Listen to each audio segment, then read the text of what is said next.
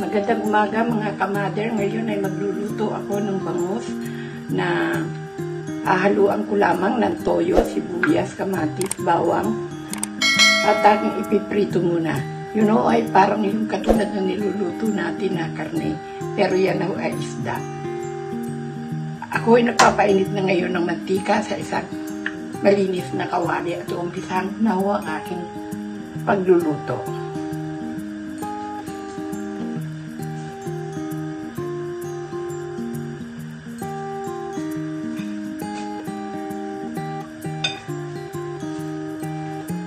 Ang luto kong ito ay beef stick na bangus.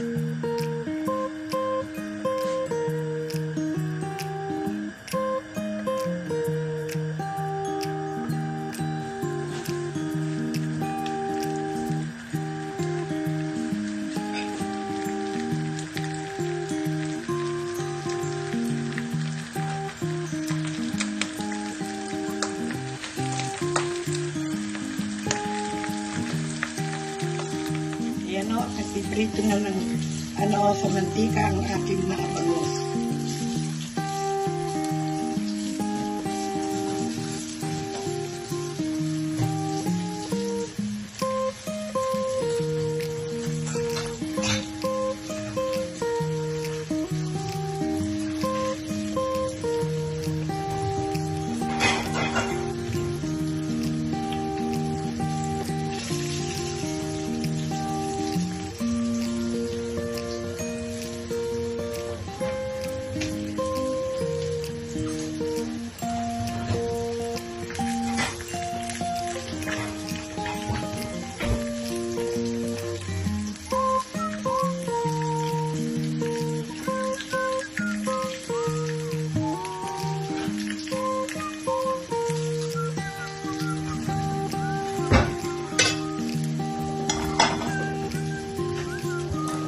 Titignan lang natin kung pwede nang ibaliktad ang ating mga bangus.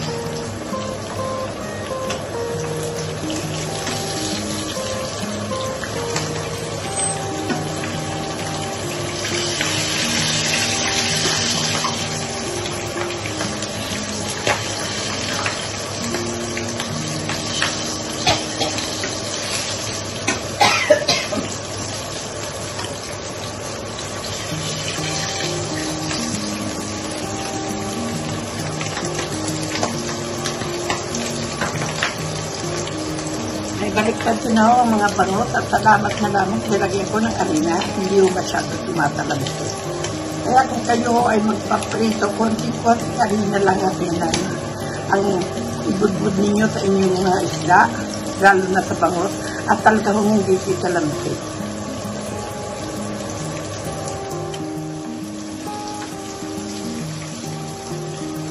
At kanya nung iluto na ay ating hahanungin at ulipitaan naman natin ang bawang, sibuyas, at ang kanyang luya, at lahat ng mga sangkap.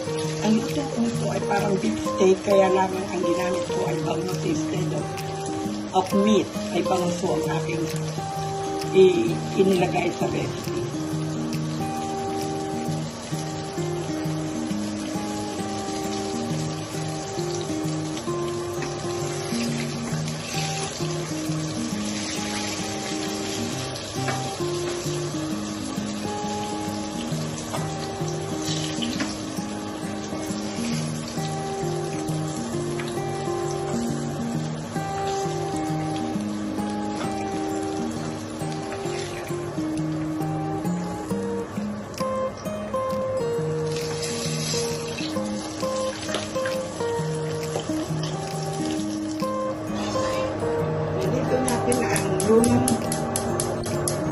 Ang lumang na mantika, papalitan natin ng bagong mantika sa parehong kawali.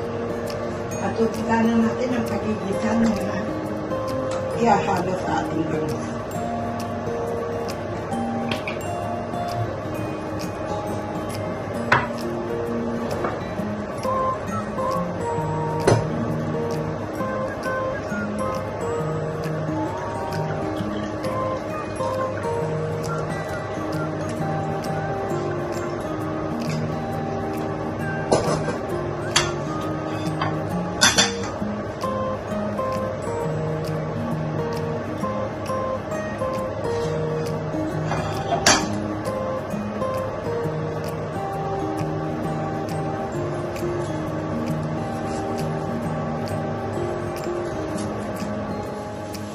Tayo ho ay nag-uumpisa ng mag-isa-gisa. Bawang mo, luya,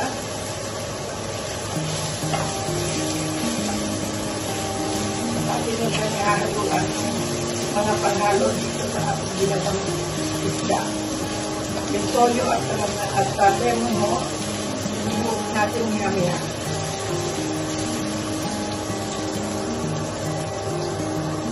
Napakabango.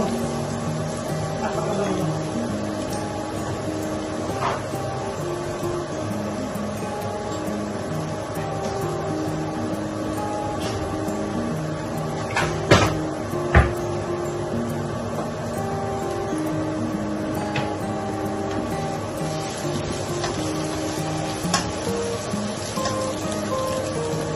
Lalagay na natin ng bango.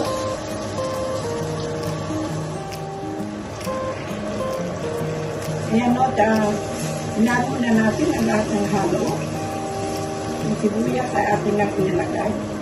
At atin na rin hininaan na kanyang apoy. Nilagay na rin natin ang kanyang lemon at ang toyo. Ilagay na rin natin lahat ang bawang. Pagsasama-samahin na lang natin yan. At pag yan ay madaling maluto. Madaling maluto ito at madali rin luto talaga. Kahit sino pwede gawin ito.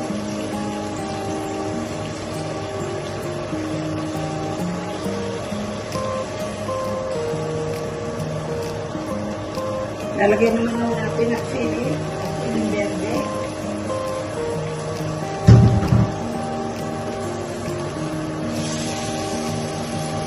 At ating titikman kung tama na ang kanyang panlasa.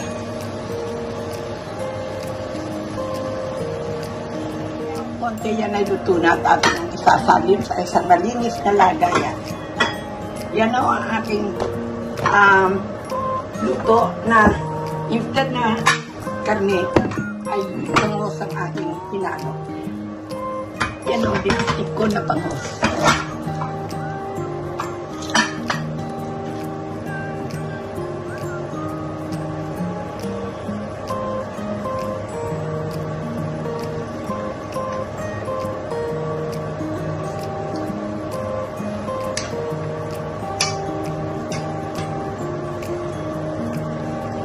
Luto na ho yan at atin ang ilalagay sa isang malinis na lagayan. At pwede na hong kainin yan. Yan o ang aking way ng pagluluto. Kung hindi karne, ang niluluto ko na bibistik ay bangos ang niluluto ko. Atin na hong pinatay ang ating cooker at atin na po natin siyang ililipat sa isang malinis na lagayan.